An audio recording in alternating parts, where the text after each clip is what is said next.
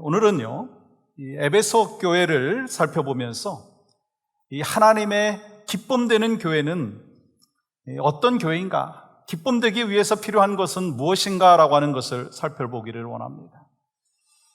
아시듯이 에베소서는요, 이 바울 서신 13편 중에서 이 크리스찬들에게 가장 많이 사랑받는 서신이기도 하죠. 그 이유는 그 에베소서의 말씀 가운데 놀라우신 하나님의 은혜를 참 많이 기록하고 있기 때문인 것이죠. 그래서 저도 이 에베소서를 참 사랑하고 좋아하지만 존 칼빈도 참 좋아했고 우리 믿음의 선배들께서 참 이 에베소서를 많이 좋아했습니다. 그만큼 이 에베소서 말씀을 통해서 이 하나님의 뜻을 발견하고 또 하나님의 은혜를 경험한 사람들이 참 많다라고 하는 거예요. 먼저 이 에베소서의 백그라운드를 살펴보면 사도 바울은 이 3차 전도 여행을 마친 후에 로마 감옥에 갇히게 되는데 그곳에서 이 에베소서를 쓰게 됐죠. 에베소 교회 성도들에게 편지를 쓰게 된 것입니다. 그 편지를 통해서 하나님 앞에서 구원받은 우린 누군가, 또한 구원받은 성도는 어떻게 살아야 되느냐, 그리고 또 하나됨에 대해서 강조를 하고 있죠. 또 에베소서를 통해서 교회를 강조하는데 교회가 무엇인가? 사도 바울은요, 이 아브라함의 자손들이기 때문에 구원을 얻는 것이 아니라 예수 그리스도를 믿음으로 말미암아 얻는다라고 하는 그 사실과 예수 그리스도를 믿는 사람들이 이루는 것이 바로 교회다라고 강조하고 있어요. 이 사도 바울은요, 교회를 강조하면서 중요하게 사용하고 있는 단어가 하나가 있었어요. 그게 바로 몸이라고 하는 거예요. 그리스도의 몸된 공동체. 그래서 교회는요, 우리가 사용하는 이 건물이 아니라고 하는 거예요. 교회는 예수 그리스도를 구주로 고백하고 예수 그리스도를 머리로 삼고 있는 지체 한 사람 한 사람인 것입니다. 그리고 예수 그리스도를 머리로 삼고 있는 지체 한 사람 한 사람이 생명력이 있어야 된다라고 하는 거예요. 저는 종종 우리 연세 드신 분들을 통해서 이런 고백을 듣습니다. 목사님, 사는 게 쉽지 않아요. 여러분 공감되지 않으세요? 사는 게 쉽지 않아요. 특별히 예수 믿고 난 이후에 천국을 향하여 믿음으로 걸어가는 우리 크리스찬들의 삶이 녹록하지가 않다는 거예요. 그 말씀을 듣고 제가 생각을 해보니까, 그러면서 성도님들의 그 삶을 바라보면서 그 말씀이요, 충분히 이해가 되는 거 있죠. 특별히 그저 주일 예배 드리는 것만으로 신앙생활을 하는 정도로 끝나는 분들이 아니라 하나님의 기쁨 되어지는 신앙생활하기 위해서 수많은 난관과 그리고 어려움을 지혜롭게 극복하고 있는 우리 크리스찬들의 삶을 바라볼 때 녹록지 않다는 거예요. 다시 말해서 천국 갈 때까지 수많은 계곡을 건너야 되고 주님 앞에 설 때까지 높고 낮은 그 산들을 오르락 내리락 해야 되고 넓은 강을 건너야 되는 것이 우리의 인생의 여정 가운데 있다는 것입니다. 근데 우리 인생의 여정만 그런 게 아니고요, 교회 공동체도 마찬가지예요. 하나님의 기쁨 되는 교회가 되기 위해서는요, 수많은 헌신과 섬김뿐만 아니라 또 상처와 성장통까지 경험하게 되는 것을 보게 됐죠. 근데 안타까운 것은요, 이 신앙생활을 하면서 수많은 고통을 경험하기도 하고 교회를 섬기면서 수많은 상처와 그리고 또 수고로 인해서 생명력을 잃어버리는 경우가 있다고 하는 거예요. 그리스도의 몸된 교회가 생명력이 있고 역동적이어야 하는데 힘을 잃어버린 경우가 있다고 하는 거예요. 그러므로 교회된 여러분과 제가, 그리고 우리 교회 공동체가 정말 필요한 것이 있다면 한 사람 한 사람이요, 생명력이 있어야 된다는 거예요. 여러분, 생명력이 있다는 게 뭐예요? 무엇인가 변화가 있게 되어지는 것이고 막 움직임이 있다는 거예요. 여러분, 이 아스팔트에 갈라진 그 틈바구니 속에 자라고 있는 풀을 한번 보신 적이 있으세요? 전혀 풀이 자랄 것 같지 않은데 그 틈바구니 속에서 잡초가 자라고 그리고 꽃이 피는 것을 볼 수가 있습니다. 겨울에는 앙상한 가지만 남아 죽은 듯 보이던 그 나무에 봄이 되면요 새싹이 나오는 것을 보면서 정말 생명의 신비를 경험을 합니다. 그렇다면 우리가 어떻게 하면 생명력을 갖고 또 하나님의 기쁨 되는 교회로 세워갈 수 있느냐라고 하는 거예요. 사도 바울은요 그 방법에 대하여 오늘 본문 에베소서 3장의 말씀을 통해서 말씀을 하고 있어요. 교회된 우리가 생명력 있는 신앙생활을 하고 또한 우리 교회가 생명력 있는 교회가 되기 위해서 그런 교회로 세워지기 위해서 필요한 게 뭐냐? 그 첫 번째는요 속사람이 강건해야 합니다.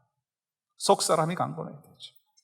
여러분 에베소 교회는요 그 당시에 많은 어려움들이 있었어요. 그러므로 그들에게는 많은 기도의 제목이 있었을 것입니다.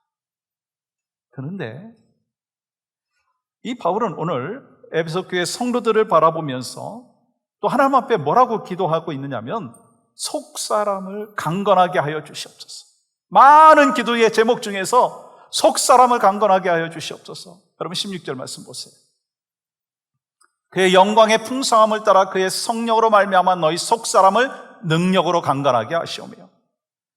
여러분 성경은 그 사람의 두 면에 대해서 말씀을 하시죠. 한 면은 겉사람, 또 다른 한 면은 속사람을 이야기합니다. 근데 이 대부분의 사람들은요 눈에 보이는 그 겉사람의 변화만을 생각합니다.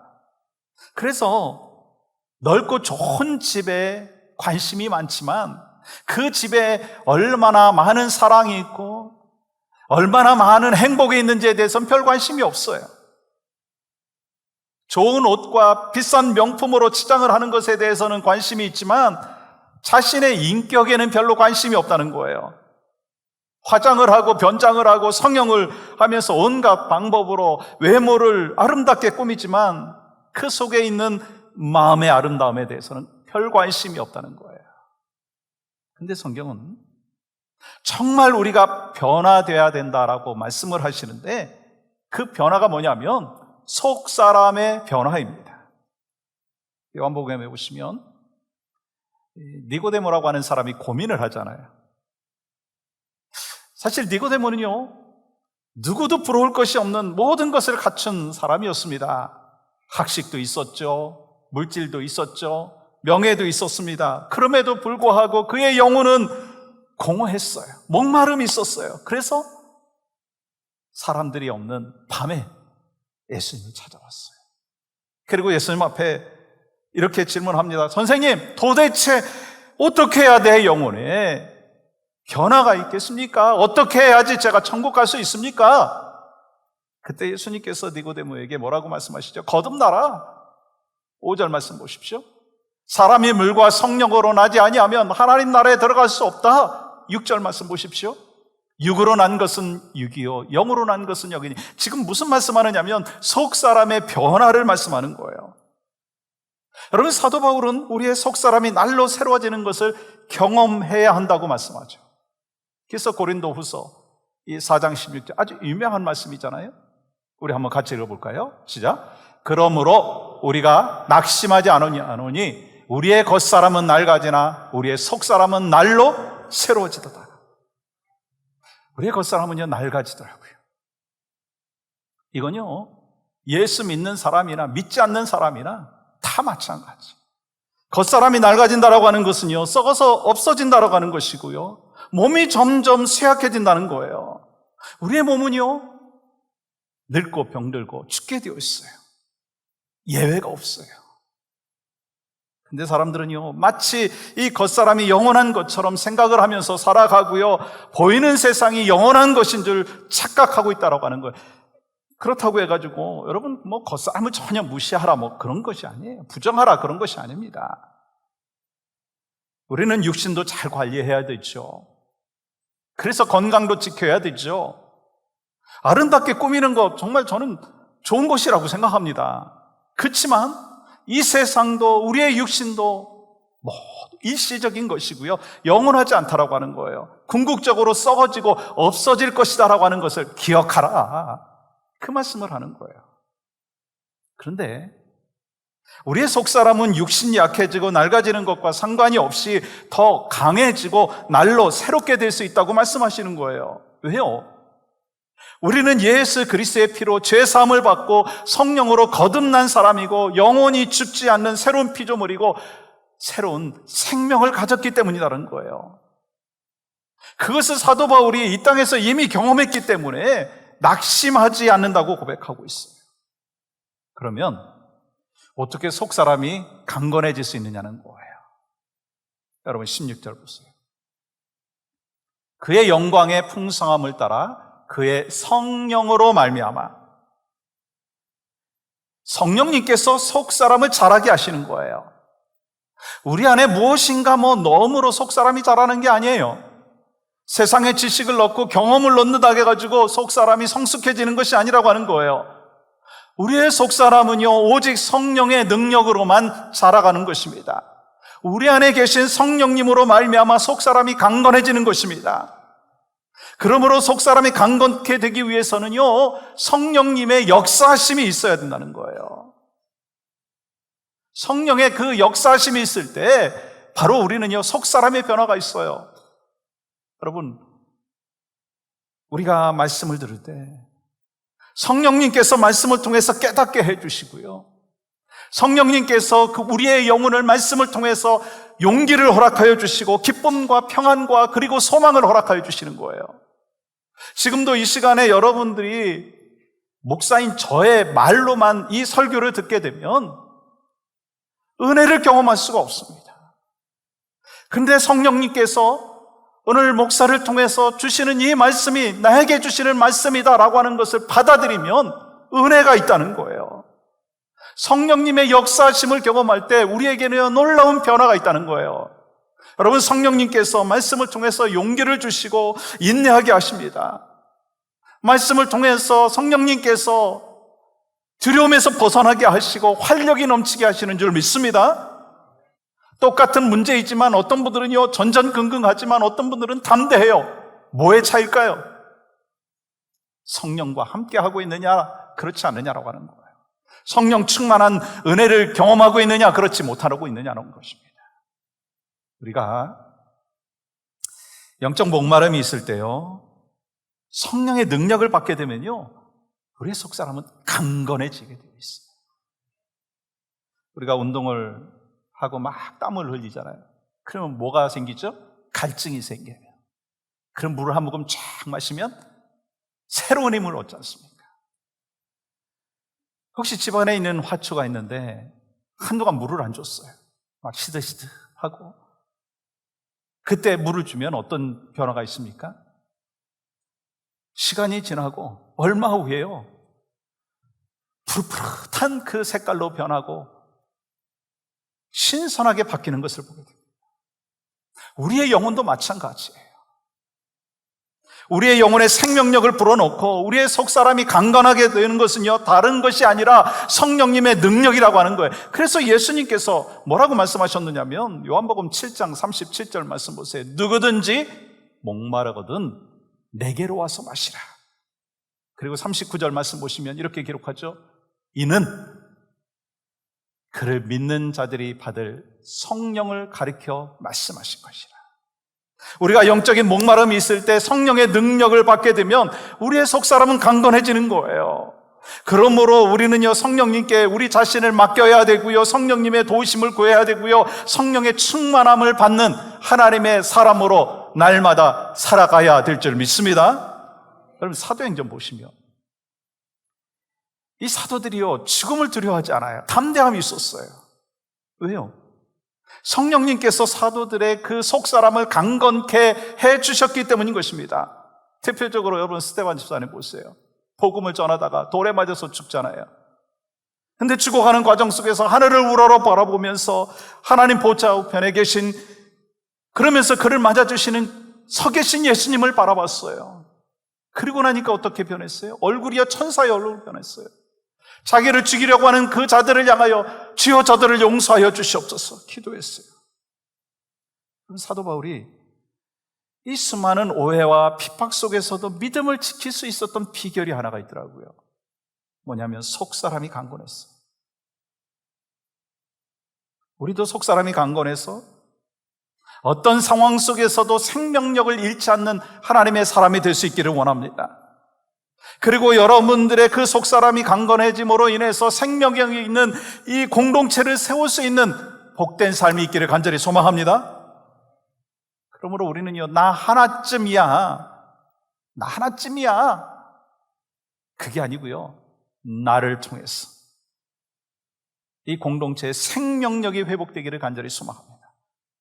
여러분, 생명력 있는 삶을 살기를 원하십니까?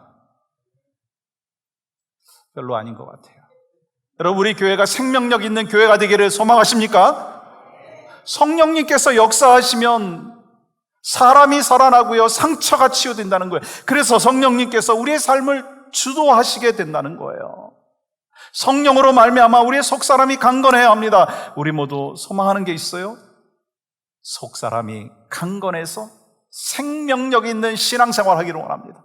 생명력 있는 크리스찬의 삶을 살기를 원하고 생명력 있는 우리 교회 공동체를 세워나가는 여러분과 저의 삶이 되기를 간절히 소망합니다.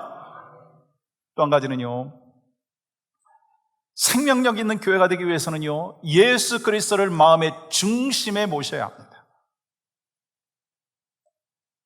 여러분 17절 말씀 보시면 믿음으로 말미암아 그리스도께서 너희 마음에 계시게 하시었고, 이 말씀은 예수 그리스도를 우리의 마음의 중심에 모시고 살아야 한다는 거예요. 근데 여러분 이상하지 않습니까? 우리가 예수 그리스도를 구주로 영접하면 예수님께서 내 마음에 들어와 계신다라고 하는 약속의 말씀을 주셨어요. 여러분 그런 면에서 보면 에베소 성도들은 예수님을 믿는 사람들이에요. 그러니까 한번 영접한 예수님은 그들의 마음 가운데 계시고 떠나지 않고 있는 거예요. 근데 왜 사도 바울은 예수님이 이미 그들 마음 가운데 계신데 성도들을 향하여서 그리스도께서 그들의 마음에 계시게 해달라고 기도했을까라고 하는 것입니다. 그건요, 예수 그리스도의 내주하는 정도를 얘기하는 거예요. 거하시는 정도를 얘기하는 거예요. 이 헬라어에 거하다라고 하는 단어가 두 가지의 의미가 있습니다. 하나는 뭐냐면 나그네로 잠시 거하는 거예요. 또 하나는 뭐냐면 주인으로 계속 거하는 거예요. 예수님을 나의 구세주로 영접하는 그 순간 예수님께서 내 마음속에 들어오셔서 영원히 거하고 계신다. 여러분 이 사실 믿습니까? 그러므로 사도 바울이 기도한 것은요, 예수 그리스도께서 에베소 교인들의 마음에 주인으로 자리가 잡히고 주도적으로 사는 것을 이야기하는 거예요. 주님이 주도적으로 역사하시는 것을 원하는 것입니다. 그렇다면 어떻게 해야 예수님께서 우리 마음의 중심에 계실 수 있는가? 바울은요 그 해답을 이야기하고 있어요. 저를 한번 따라해 보시겠어요? 믿음으로. 여러분 17절 보세요. 믿음으로 말미암아 그리스도께서 너희 마음에 계시게 하시었고, 예수님을 마음의 중심에 모시기 위해서는요 믿음이 필요하다는 거예요. 여러분 이 믿음이 뭐냐면요, 나를 버리고 온전히 하나님을 의지하는 것입니다. 그런데 우리는 크리스찬으로 살고 있지만 그저 조그마한 능력이 보여도 그것을 의지하려고 합니다. 그래서 뭐를 의지하죠? 물질도 의지하고 사람도 의지합니다. 마치 야곱과 같다, 그런 생각을 해보죠. 야곱은요 평생 잔머리 굴리면서 지냈던 그러한 대표적인 인물입니다. 야곱이요 하나님 믿었잖아요. 예배도 드렸고요, 찬송도 드렸고요, 또한 예물도 올려드렸습니다. 그는 하나님을 믿지 않는 것이 아니었습니다. 믿었어요. 그러나 야곱은 마음속에 항상 하나의 카드를 갖고 다녔어요. 뭐냐면 자기 방법이라고 하는 카드 하나를 갖고 다녔어요. 그래서 믿음으로 사는 것 같지만 급해지면 언제나 하나를 꺼내드렸어요. 뭐예요? 자기 방법이라는 카드. 그래서 때로는 필요하면 속임수도 쓰고 때로는 거짓말도 했어요. 반면에 아브라함은 어떻습니까?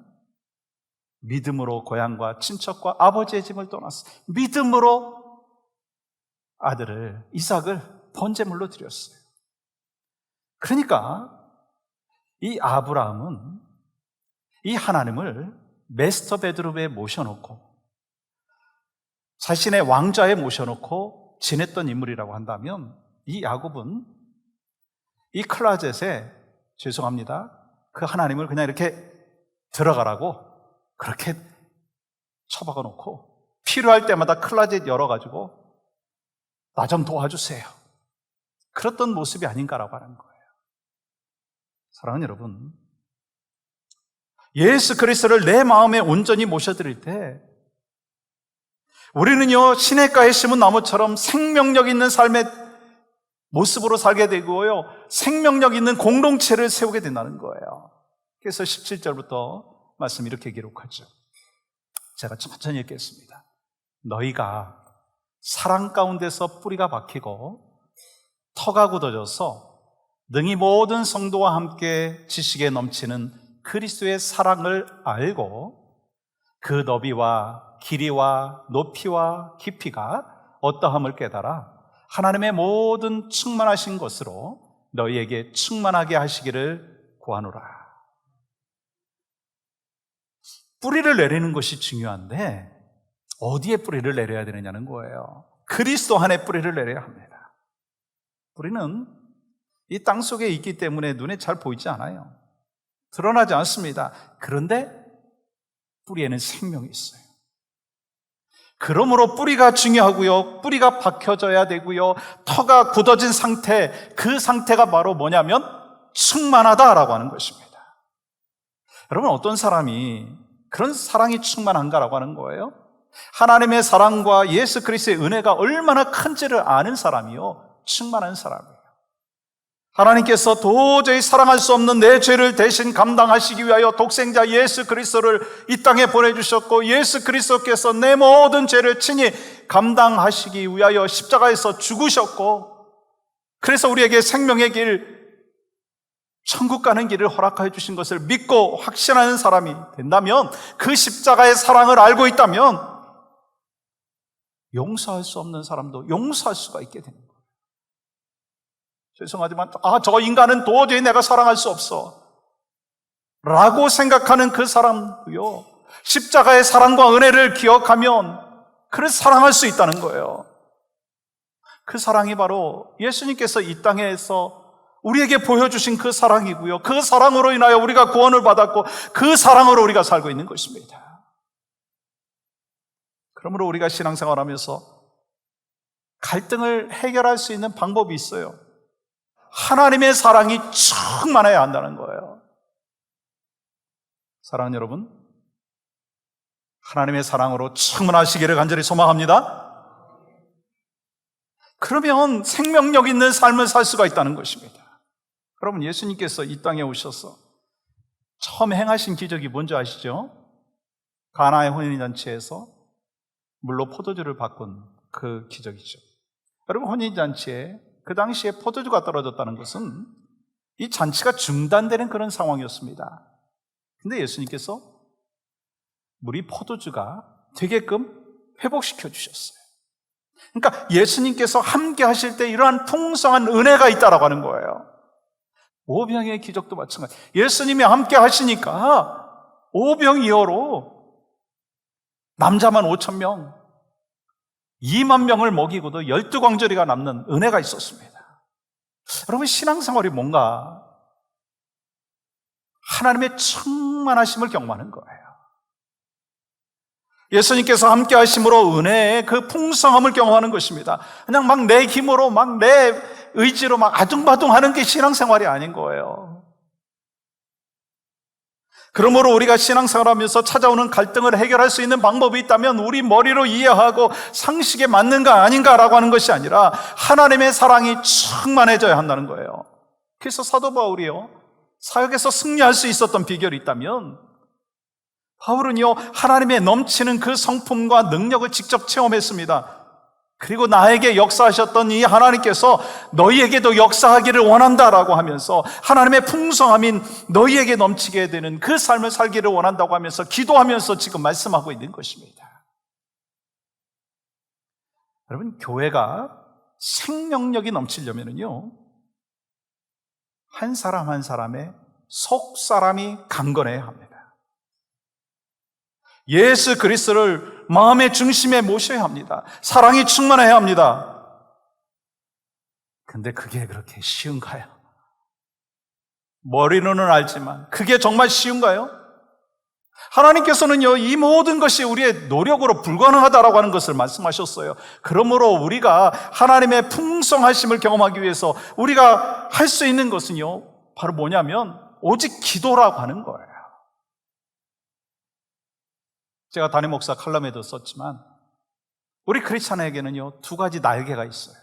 하나는 말씀이라고 하는 날개와 하나는 기도라고 하는 날개. 그 날개가 밸런스가 있어야지요, 하늘을 날 수가 있는 거예요. 풍성한 은혜를 경험할 수가 있다는 거예요. 그래서 오늘 기도 세미나 하지 않습니까? 날기를 원하십니까? 풍성한 신앙생활을 하기를 원하십니까? 이따가 오십시오. 아멘이신가요? 네, 샌드위치가 많이 남을 것 같습니다. 사도 바울은 우리의 노력으로 안 된다는 것을 알기 때문에 하나님 앞에 무릎을 꿇었어요. 여러분 14절 15절 보세요. 이러므로 내가 하늘과 땅에 있는 각 족속에게 이름을 주신 아버지 앞에 무릎을 꿇고 비노니, 무릎을 꿇었다라고 하는 것은요, 간절히 기도했다는 뜻이에요. 바울은요, 이렇게 간절히 기도했습니다. 속사람이 강건하게 되게 하여 주시옵소서. 예수 그리스도를 마음의 중심에 모시게 하여 주시옵소서. 하나님의 사랑이 충만하게 하여 주시옵소서. 여러분, 이렇게 기도할 때요, 하나님께서 어떻게 해주시는 줄 아세요? 여러분 20절 보세요. 우리 가운데서 역사하시는 능력대로 우리가 구하거나 생각하는 모든 것에 더 넘치도록 능히 하실 이에게. 이건 사도 바울이 직접 기도를 통해서 경험했던 삶의 모습이에요.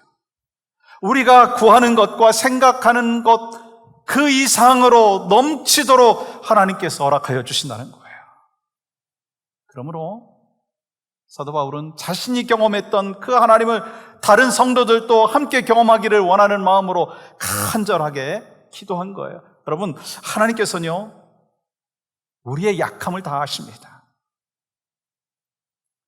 우리의 속사람이 상처가 있는 것도 다 아시고요, 우리가 낙심되고 또한 좌절하는 것도 다 아십니다. 그리고 모든 것을 아실 뿐만 아니라 우리가 기도할 때 회복시켜 주시고 생명력 있는 사람으로 회복시켜 주시고 생명력 있는 교회 공동체로서 넘치도록 회복시켜 주시는 하나님이신 줄 믿습니다. 여러분, 아무리 성도가 많고요, 아무리 많은 사역이 있다 한다 할지라도 그게 뭐 성경적인 교회, 뭐 생명력 있는 교회가 되는 게 아니에요. 생명력 있는 크리스천, 하나님의 기쁨 되는 교회는요, 여러분과 저 한 사람 한 사람의 속 사람이 강건해지고 예수 그리스도를 마음의 중심에 모셔야 된다라고 하는 거예요. 또한 내 인생의 핸들을 맡겨야 돼요. 주님 앞에 맡기고 내 인생의 주도권을 주님 앞에 맡기는 거예요. 그리고 사랑이 충만해야 된다는 거예요.